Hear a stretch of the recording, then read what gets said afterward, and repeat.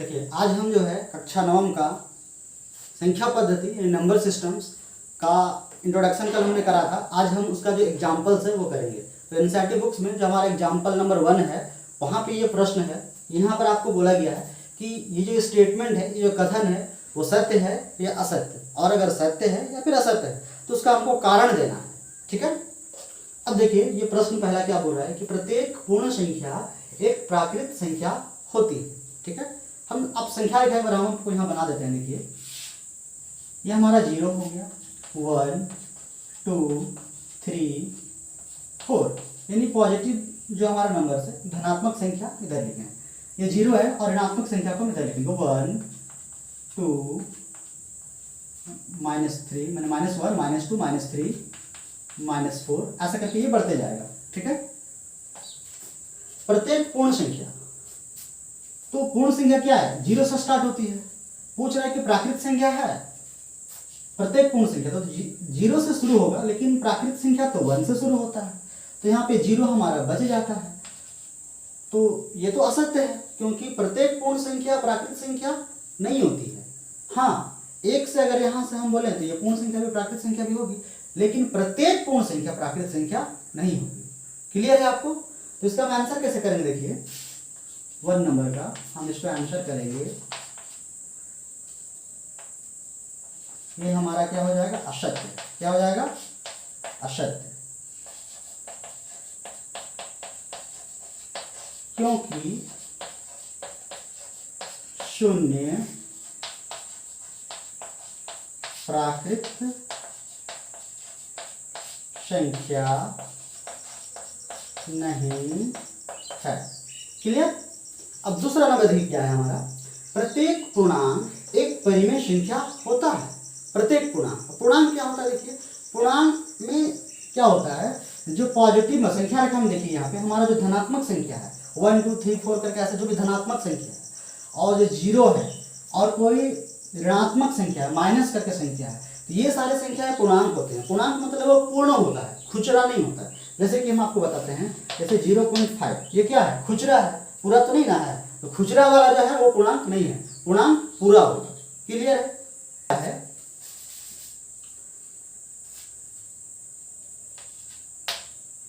प्रत्येक पूर्णांक, तो ये भी पूर्णांक है, ये भी पूर्णांक है, ये भी पूर्णांक है, तो क्या ये परिमेय संख्या होगी? हाँ होगी।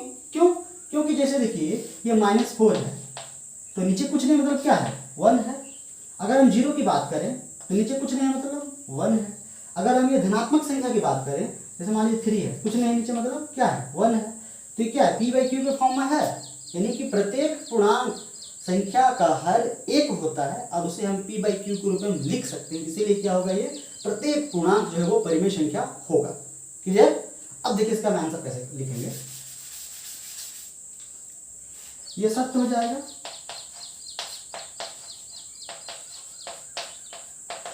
क्योंकि प्रत्येक पूर्णांक का हर एक होता है। ठीक है। फिर क्या है? उसे p/q के रूप में लिख सकते हैं।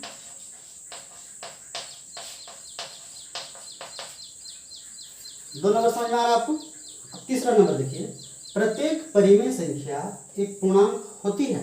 प्रत्येक परिमेय संख्या, मैं दो आपको एग्जांपल देता हूं। देखिए परिमेय संख्या जैसे कि मान लीजिए 1/2, ये भी परिमेय संख्या है। फिर हम लिखते हैं 1/2 और लिखते हैं हम 15/3। ठीक है। देखिए क्या है, दोनों एग्जांपल में इसको हम अगर काटेंगे 3 × 6 15, तो कितना आ गया? 5। कुछ नहीं नीचे मतलब 1।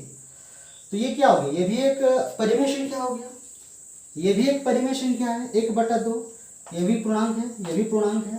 q ≠ 0 है, परिमेय संख्या ये भी है।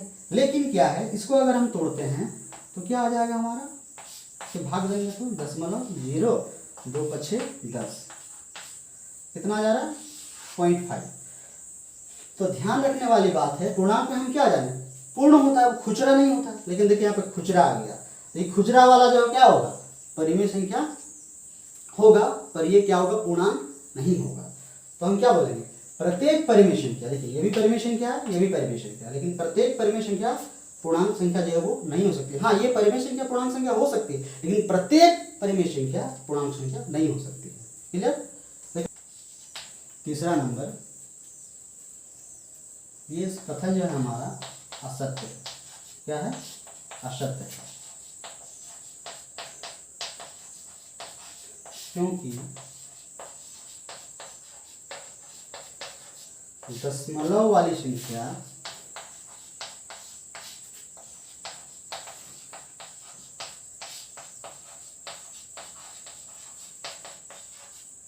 परिमेय संख्या हो सकती है, परंतु वह संख्या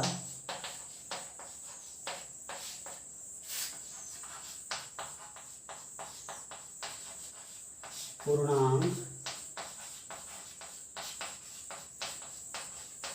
नहीं होती है।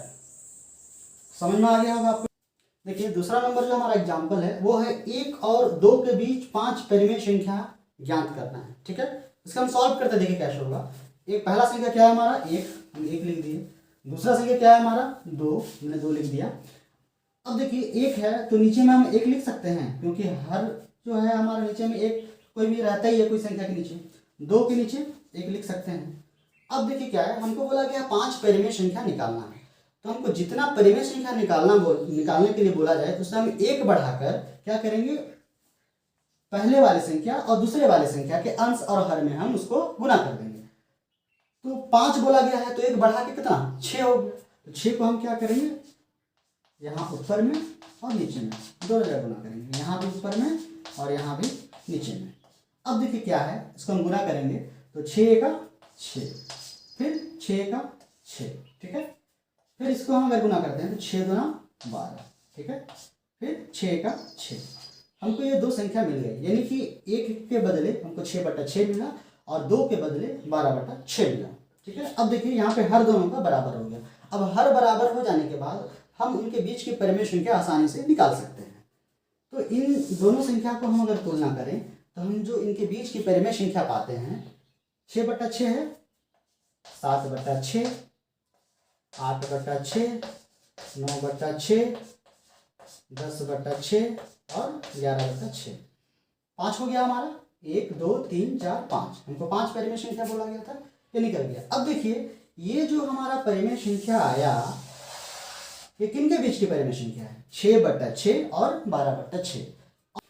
तो फिर हम 6/6 है तो 6/6 किसके बराबर है, 1 के बराबर है। 12/6 किसके बराबर है, 2 के बराबर है, क्योंकि हम काटेंगे तो 2 ही ना आएगा, 6 दूना 12। तो 1 और 2 के बीच 5 परिमेय